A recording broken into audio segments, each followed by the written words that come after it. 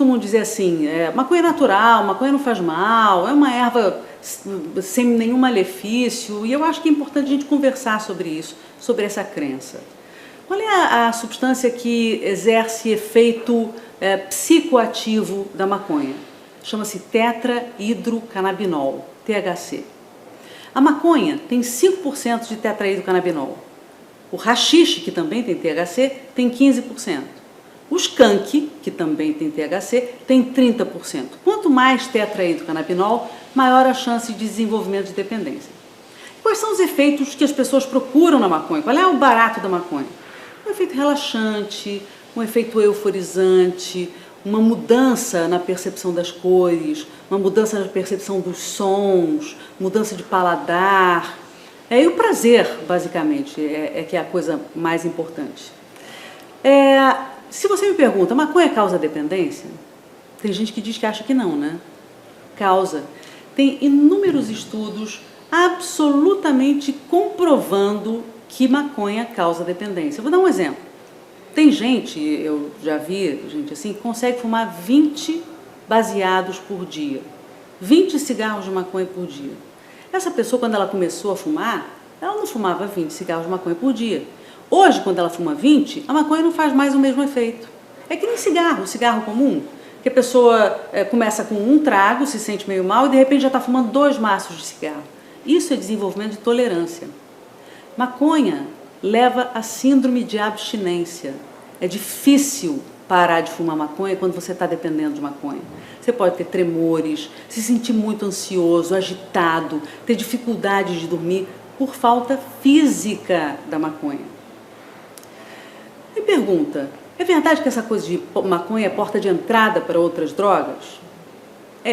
A maconha é a primeira droga ilícita. Se você fuma maconha, você tem muito mais chance de experimentar cocaína. E se você experimenta, tem muito mais chance ainda de ficar dependente de cocaína. Então isso é verdade. E aí perguntam, e maconha pode ter um uso medicinal?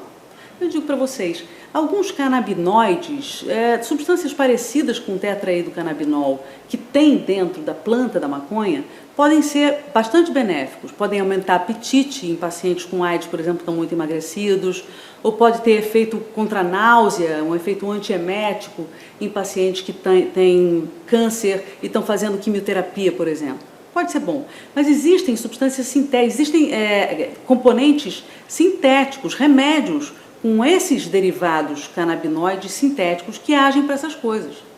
Fumar maconha para isso não vale a pena, porque a maconha pode fazer mal. E quais são os malefícios da maconha que a gente precisa saber? Vou te dizer. A curto prazo, a maconha diminui memória, diminui raciocínio, aumenta o risco de crises de ansiedade, crises de pânico. 20% dos casos de esquizofrenia foram em pessoas que usaram maconha. Então, assim, não vale a pena você ter um risco de desenvolver esquizofrenia porque você quer um efeito benéfico da maconha. Por outro lado, tem os prejuízos a longo prazo. Esses são os prejuízos a curto prazo. Existem os prejuízos a longo prazo. Por exemplo, coisa que é importante saber, maconha faz 5 vezes mais mal que tabaco. Cada cigarro de maconha vale 5 cigarros de tabaco, de nicotina, né, de tabaco. E o que pode causar? Problemas respiratórios, como sinusite, infecção pulmonar, pneumonia. Isso aumenta o risco de problemas respiratórios, diminui a imunidade das pessoas, aumenta o risco de câncer. E tem outras coisas também. Uma muito interessante que acontece com usuários que repetidamente usam maconha é o que a gente chama de síndrome amotivacional. Se você conhece alguém que fuma maconha, você vai entender o que eu estou falando.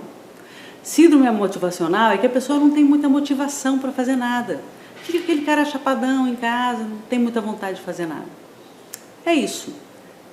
Respondendo, maconha não faz bem, alguns derivados da maconha fazem bem, maconha faz mal.